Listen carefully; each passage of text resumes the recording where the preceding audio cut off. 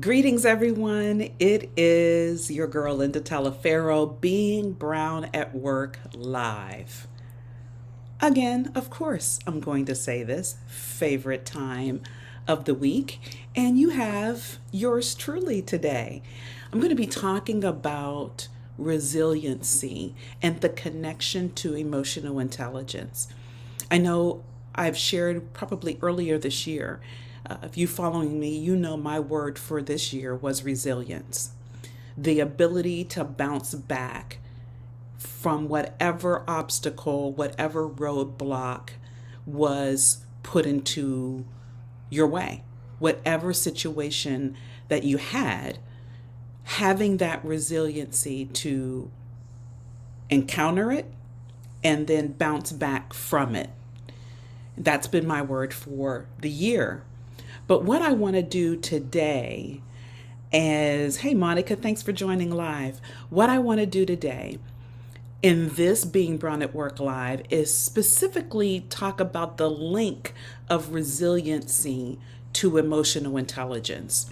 So I put together some information that I'm going to share with you and step through this as we talk about that, because I think it's so critically important that we understand how much the skill of emotional intelligence plays in having a successful career as Black and brown women. I mean, we cannot short side emotional intelligence. It is too critical, too critical.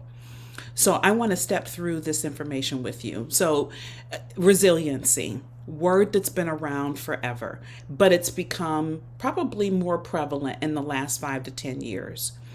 And specifically in the Black and brown community, especially women in the workplace, that is where we have to practice it even more than others because of roadblocks, as I mentioned, because of stallers, because of setback, things that are not in our control. Although it may be part of everyone's career at some point in time, it is definitely much more prevalent in the Black and brown women. So, what does emotional intelligence have to do with this? And, I do a lot of research. I'm sure you do. I read a lot of studies. And James Watley, who is a doctor, PhD, this is a few years back. You can see September 26th when I put this. He made this statement, which I just thought so sums up, my constant thing that I share with you, where I say, who you are personally is who you are professionally. So his statement here, and I'm going to read it. Other Black professionals may have sound business knowledge and skills, but may lack the personal skills in order to navigate or negotiate rationally complex issues. For example, if a Wharton grad, and we all know Wharton, Ivy League business school, is unable to recognize that his feelings of loneliness impacts his willingness to engage others on a team project, then all may be lost. Yes, I mean, the fact that this example that he's talking about, a person dealing with loneliness in their personal lives, will definitely show up in their professional life. But if you don't have a high level of self-awareness, then which is a major pillar in emotional intelligence, then it can be lost for you. Career success, career movement in the right direction can be lost for you. That's why emotional intelligence is so important. And there's a lot of nuances around it for Black and brown women. It's not just as simple as self-awareness. We need to be authentically self-aware, knowing who we are as Black women, understanding how we are looked at and viewed in the workplace, in society in general, and being able to, within ourselves and being ourselves, work through that and successfully do so in the workplace. And that's what drives agility, that ability to flex, that ability to move, that ability to go in different directions when you need to. I mean, emotional intelligence is at the root of everything that we do. everything that we do. That's why I wanted to spend some time on it tonight to talk through it during this live. And so let me share the aspects of it. I'm not going to dig deep into all of the four quadrants of emotional intelligence, and I'm sure you've seen this before, but who I am and what I do. I mean, that's basically what emotional intelligence is. I love it. I love to say that it's your being, because you often hear me talk about we focus so much on doing that we forget about the being. In order for us to be resilient, to be able to bounce back, it takes strong emotional intelligence, a deep self-awareness of who we are as Black and brown women. What does our culture bring into play? What does our experiences bring into play? We have an intersectionality of various things: age, gender, race. Within that are how we were brought up. Like I was brought up, work hard, keep your head down, be better than the next person. You have to work hard. You have to be better than everybody else, Linda, because the only way to get anywhere is to be better, because then that makes it equal for you. Not necessarily so, but that's what I was taught. And that's what most brown and Black women were taught growing up. So who am I, right? And then what do I do? What are my social skills? What are my self-management skills? And I only can be successful at what I do if I completely understand who I am.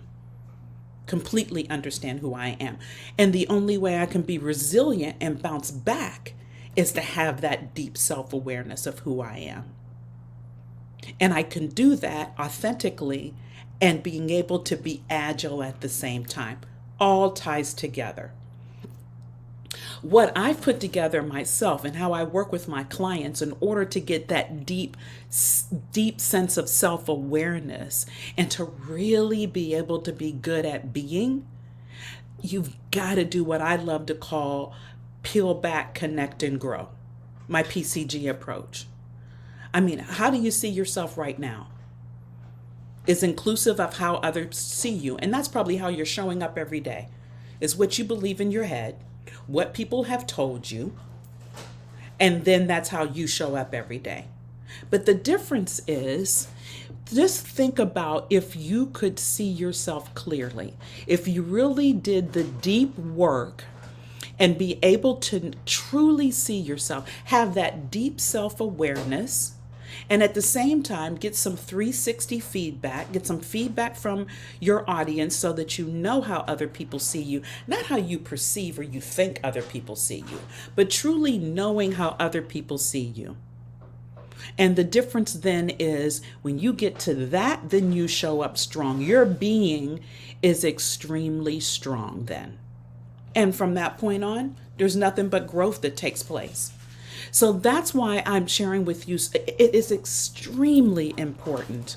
If you are going to have a level of resiliency, which is so necessary as Black and brown women in the workplace, it actually is for anyone. Don't get me wrong. Roadblocks and stallers, things happen for everyone, but at a different level, whether it's at a different heightened level or has deep underlying other issues, biases, things that exist for Black and brown women. If we're going to be able to be resilient, which then allows us to be agile and move through this career journey, we have got to make sure that our emotional intelligence is at a whole nother level.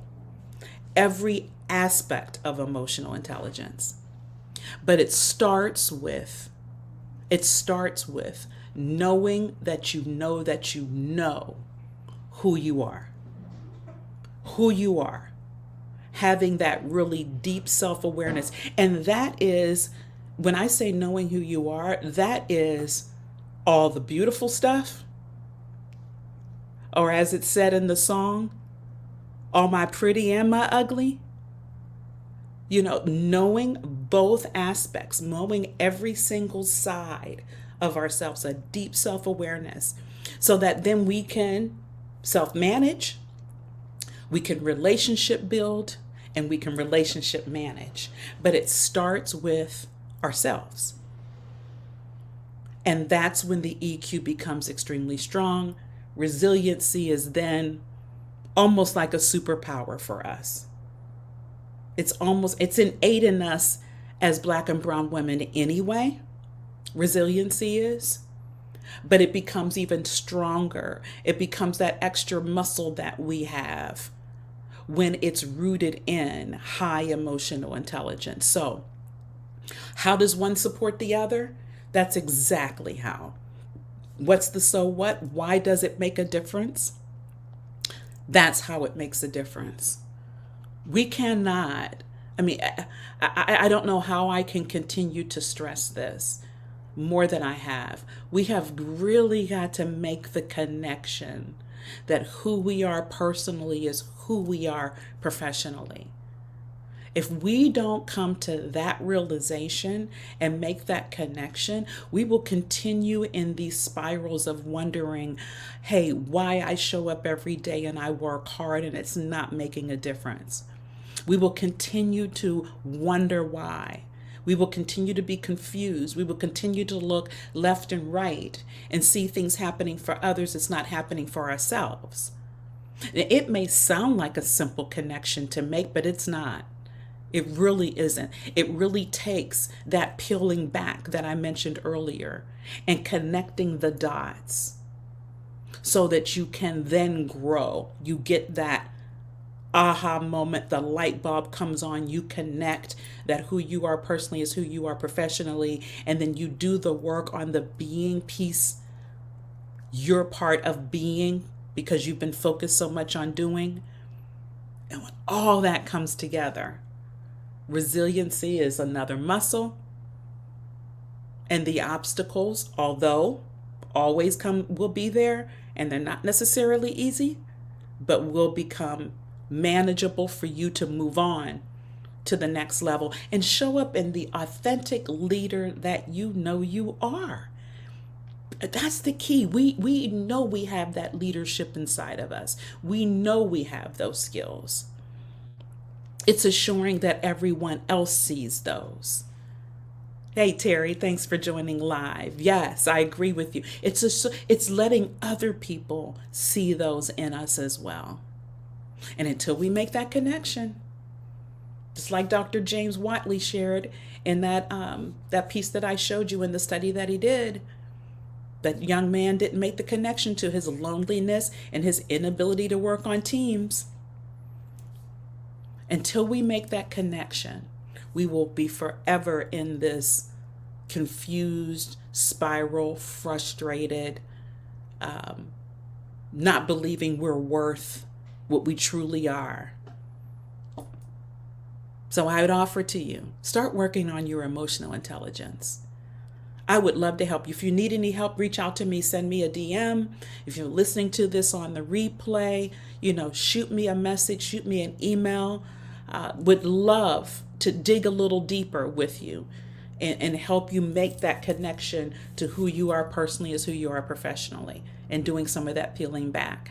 Growth is everything.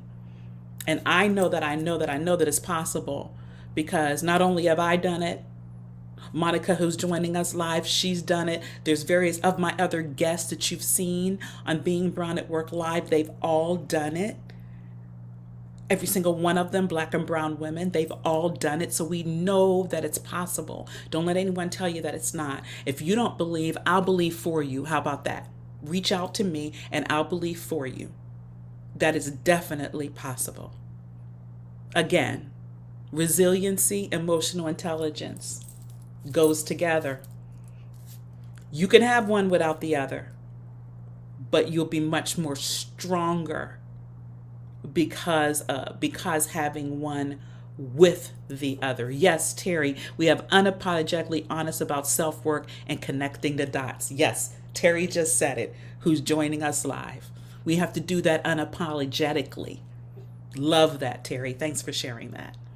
So connect those dots like Terry shared and do the necessary work because you're worth it. That leader within you doesn't have to just stay within you. Have a wonderful rest of your week. Catch me next on Bringing Bound at Work Live. Take care.